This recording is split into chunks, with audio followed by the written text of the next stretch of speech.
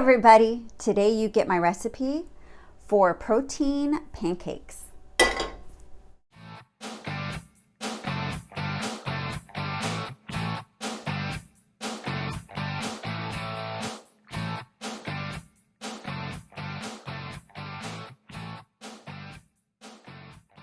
Hi everyone, I'm making a single serving vanilla cake pop flavored protein pancake. And I'm meal prepping, so I'm going to take this to work tomorrow. So I'm going to just show you, it's quick and easy.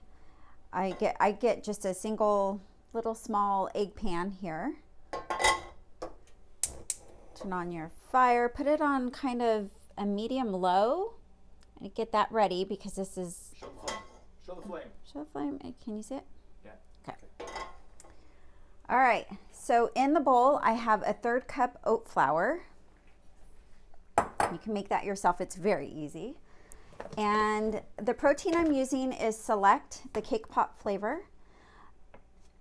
And the reason why I'm using this is because it's a casein and whey protein isolate blend, and it makes it really good for baking. I don't know the science behind it, but I think it has something to do with the casein. So I'm going to mix the dry ingredients. So 1/3 cup oat flour, a 1/2 scoop of the whey protein powder, a 1/4 teaspoon of baking powder. See, baking powder.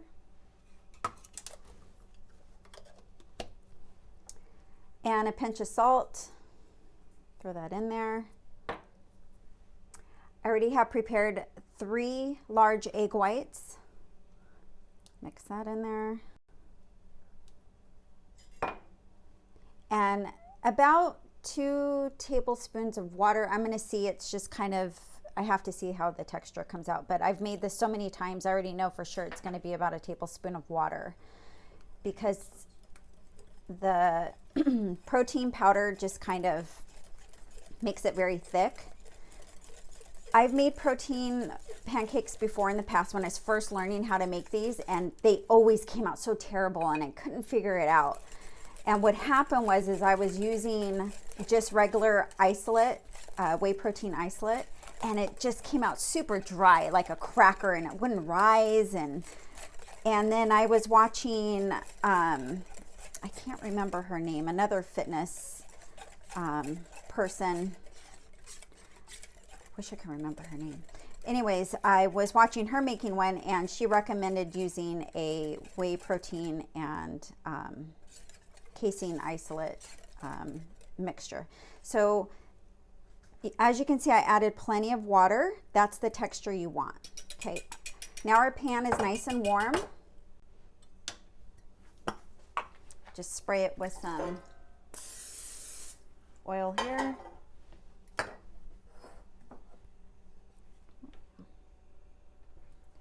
Lower the flame just a little bit, and we're going to pour it in. I make just one big pancake. And it's really easy to flip. So we're just going to let that cook. You're going to just keep it at a somewhat of a low, medium, low temperature. And I will show you when it's time to flip it. Okay, taking a pause. Bring in the camera a little bit closer. See how it's starting to bubble around the edges here. It's still a little jiggly, so it's not ready to flip yet. Be about another minute. So far it's been cooking about 3 minutes. Okay. See how more bubbles have formed right around here? And you want to get a white spatula, and then I'm just going to do a quick flip like so. Shut off the fire. And the reason why you shut off the fire is because you don't want it to cook anymore. The pan's hot enough. This cooks very fast. Once you flip it, it only needs about 30 seconds on the warm pan, because remember, I'm going to pack it and I'm going to reheat it later. So we don't want to overcook it. If you were going to eat it right away, would you cook it longer? No. Okay. Actually, no. It's the same. However, the difference is, well, you'll see right now. So I'm going to start cutting into it. I'm going to make a half moon here. And then I flip it again like so. See? It's done. Now I'm going to put it into the container here. It barely fits here. But what I've learned through so many times of doing this is to lock moisture in and to make sure that this is going to stay moist later and not get too dried up when you reheat it. Put on the lid right away and just let it sit at room temperature for about 15 minutes before you put it in the refrigerator. Now, when you're ready to reheat it, you just pop off the top and leave the lid on it, but leave it to vent and only heat it in the microwave for like 30 seconds. That's all it needs. Then what I do is I top it with peanut butter and it's yummy. Or sugar-free syrup. Or sugar-free syrup. Or PB2. PB2. There's whatever you want. Sometimes I just eat it like it is because it's almost like a sweetbread. And I'll have this with my coffee in the morning. It's really good to have either pre-workout or post-workout. And now we're going to go through the macronutrients in this recipe here.